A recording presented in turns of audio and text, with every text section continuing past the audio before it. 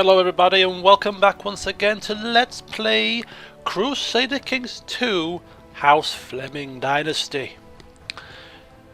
Right, so last time we left off then, King William the Conqueror ended up capturing Cumberland, and his eldest son that's still alive ended up usurping the title of the Duke of Flanders, Prince Richard of England.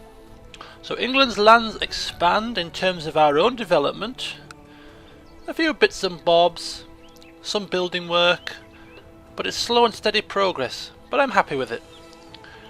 And as for Count George of Cornwall, well, still having his secret liaising with lovers, his wife still having children, so all in all, things are going smoothly. Right, so before I start the time commencing, just one thing before we do start up. Since the last update, which was about three or 4 days ago, there has actually been a new DLC released. I think it's called The Republic. I haven't actually got the DLC, but as per usual, when a DLC comes out, a patch is usually released at the same time, which updates the mechanics of the game and adds a few new features and fixes a few bugs and things like that. Now this update has added a few new features to the game, one of which was a new succession law. However, I can't select it, so I think this new succession law might only be available for dukes and above, possibly. I don't have it, but it's called Tanistry. But since I can't see it, I can't explain it to you, unfortunately. I don't know exactly how it works. It's very similar to an elective type affair, but slightly different. Also, some of the tabs have changed. You can see here that the Factions tab now has its own tab at the top. Before you had to go through Intrigue to find it. Now it has its own tab.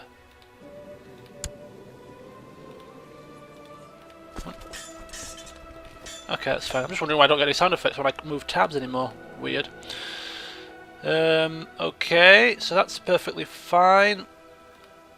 So you get the new faction tab. Also, when you want to search for somebody, before you used to be able to search from up here, now you have to click down here. Which on face value you think, well, that's a bit of a pain. But what I have found is that it's actually easier to search for people whilst keeping the screen open. Because it's a separate screen now, you can search, invite to court, and if he doesn't want to come, you can just move down to the next person and invite to court, and it just saves you having to keep switching between the tabs. Like before, you had to keep switching between the tabs. Now you can do both at the same time, and I think that's much better. Also, down on the map here, there used to be a whole host of tabs to view the map.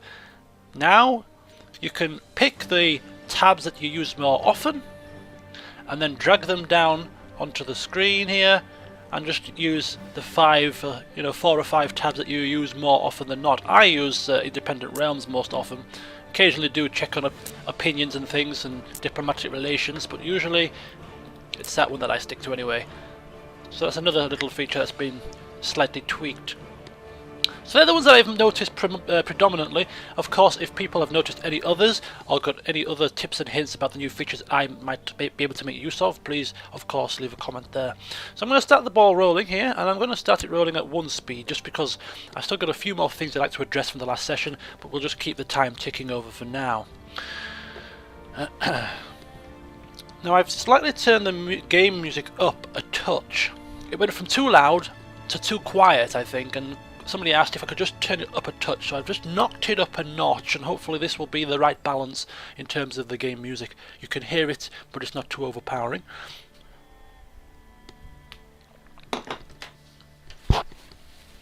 So moving on then to some of the things that were highlighted in the last session that I want to just correct or bring up. First of all, there was the whole situation with the Duchy of Vexin, and we have another duchy created here.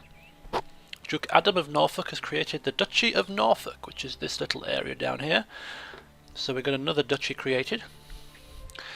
Of course, George is currently fabricating claims down here in Vexin.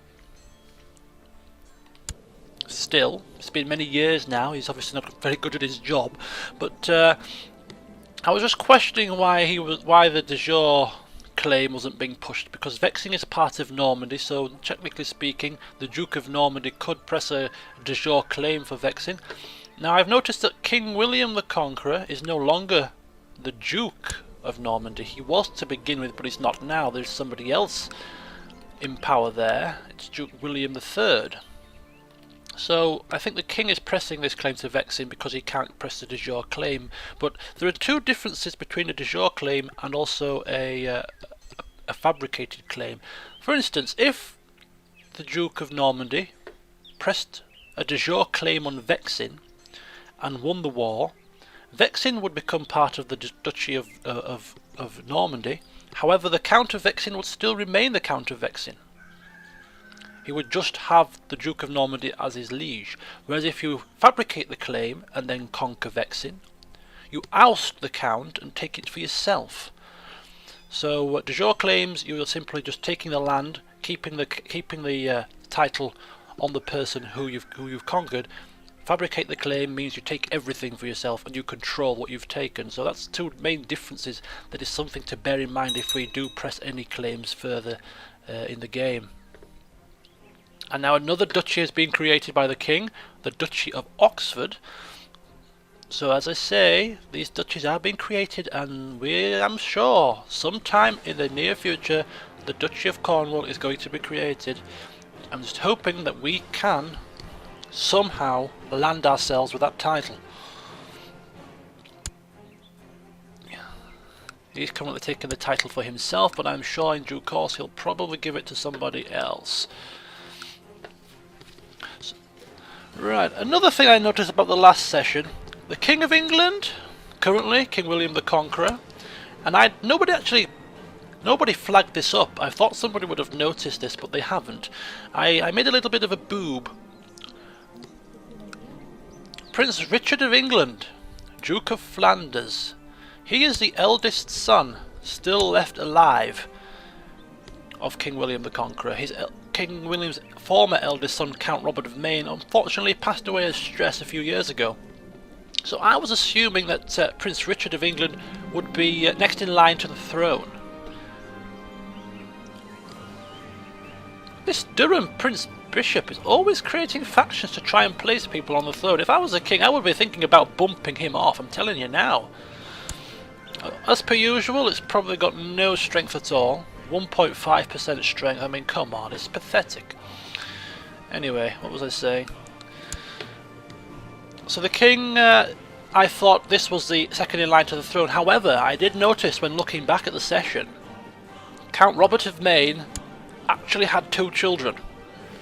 Count William of Maine and Richard de Normandy. Which means that Count William of Maine is actually heir to the Kingdom of England. He's second in line, and good old Richard here of Flanders, he's third in line. He's not the heir to the throne of the Kingdom of England. So a mere child here, a 9-year-old child, is heir to the throne. So that is another thing there which is I need to stand corrected on. In the last session, my spy master was assassinated, and the person that had plotted against my spy master was none other than somebody by the name of Enna Chenisleg, or something of that nature. And doing a bit of research, Enna MacMurcud, you would think that's a totally different name, that's not the same person. But if you look carefully here, he is of House Ua Chenisleg. You go into the family house, family tree, and you can see here that there's no other Ennas in this family tree. Ah, there is actually one Enna here. Who is this? Enna Macdiamier. Another Enna. Is he alive? He is alive. His liege is the Duke of Meath. So there are actually two Ennas, right? I stand corrected then. One of these two plotted against my spy master and had him killed. Whichever one it is, I'm not 100% sure now. I thought I'd found him, but seems I haven't. But anyway, there you go. former spy master is dead. He can't be brought back to life, so there's no point in dwelling over old news. My lover accused me of loving my spouse more than her. Oh, she keeps doing this. She's getting a bit of a drag, is this lover of mine. It's supposed to be a bit of fun on the side. I'm getting more and more hassle from it. So I think, once again, a bit more reassurance is required. Some more little cheeky time with our lover, just to reassure her that she's still in our thoughts and prayers, when it suits us. More bastard children, perhaps? Let's hope not. A note that was sent to me by Addict187 highlighted the issue of created titles. Of course, I'm trying to hopefully have the title of the Duchy of Cornwall created for me and then given to me. But apparently, if the duchy is created, say, by King William the Conqueror, and for some strange reason the laws of that duchy are, for instance, agnatic, cognatic, gavelkind, and I take over as the duchy of that land, then I am forced with that succession law. So all my hard work in trying to get primogeniture is out the window. So that's something to just take a look at before accepting or usurping titles, that we're not lumbered with a succession law that we don't particularly want. So thank you for that little hint and tip. And apparently I have one child that is lacking a guardian, Zachariah Fleming. Let's have a look at my children list here and see who is Zachariah. He is my very young child, so we can do this one of two ways. We can try and increase relationships with people that are important. We can tutor him ourselves to ensure that he gets good stats. Is he the one that's quick? No, it's Arthur that's quick. We need to ensure that Arthur gets the best tuition possible. He's going to be quite amazing. So Zachariah, so the King of England was tutoring 2 people before. He might now only be tutoring 1, which means that he has room left for another. So in ode again to trying to increase relationships with the mighty King William the Conqueror, I think we're going to have our son Zachariah tutored by him. So let's sort that out. Yes, you are very good, right, thank you. Can you please tutor my son Zachariah? Yes, indeed. If you would be so kind to teach him the ways that you conquer lands.